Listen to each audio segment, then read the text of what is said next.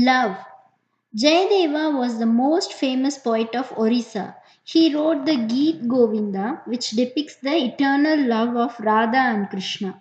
He was also an accomplished musician, while his wife Padmavati was an exquisite dancer. While she danced, he sang the Geet Govinda. They made a perfect pair, complementing each other's talents, and their love was as deep as that of Radha and Krishna. The king of Orissa had great respect for this couple, whose lives were completely dedicated to the Lord. Once, when Padmavati was with the queen and other ladies of the court, they spoke about a woman who was a great Pativrata. When her husband died, she followed him to the cremation ground and burned herself on his funeral pyre. All the ladies praised her, but Padmavati remained silent. The queen then said, "What do you think about this, Padmavati?" Padmavati replied, "Your Majesty, I do not think much of the love of a woman who could live to reach the cremation ground after her husband's death. Will not a real Pativrata drop down dead the moment her husband dies?" The queen and her companions were surprised to hear her speak in such a lofty manner. Soon after, Padmavati left them and went home. The ladies criticized her and said that she was merely posing to be a great Pativrata. The truth would be known when she faced such a situation. One of them said, "I have an idea. Why don't we send her a false report about the death of her husband and see her reaction?" They schemed and planned and got their opportunity soon. Jayadeva had accompanied the king on a hunting expedition. They were to be away for 2 or 3 days. On the second day of the expedition, the queen asked one of the attendants to bring urgent information as if from the forest that Jayadeva had been killed by a lion during the hunt. The queen and other ladies of the court gathered at Padmavati's house to be present when the information came.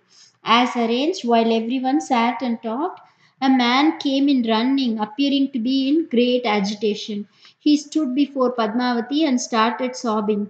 The ladies drew near to catch every expression of Padmavati's face. Padmavati looked at the messenger perplexed and asked him what the matter was.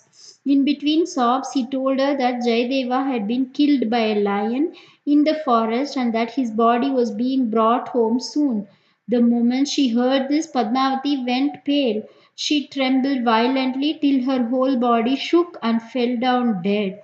The queen and her companions rushed forward to catch her and prevent her from falling down.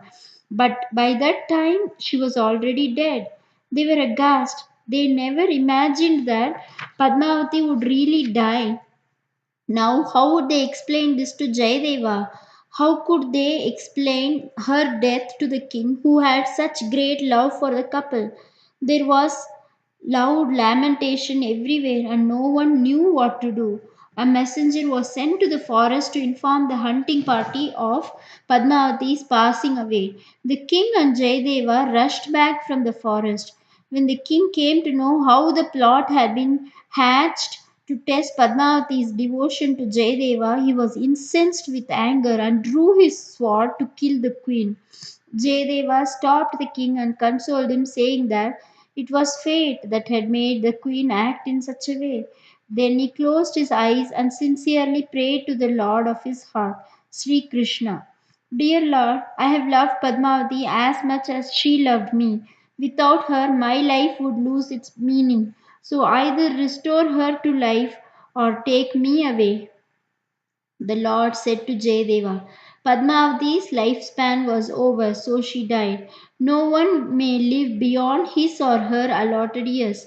However, since you have both been so devoted to me, she may live again if you give her half your remaining years on earth. Thus you will both die at one and at the same time and be saved the suffering of parting from each other." Jayadeva prayed that half his life may be transferred to Padmavati. The Lord accordingly blessed them both, and Padmavati awoke as if from deep slumber. There was great rejoicing all around. Such is the power of true love.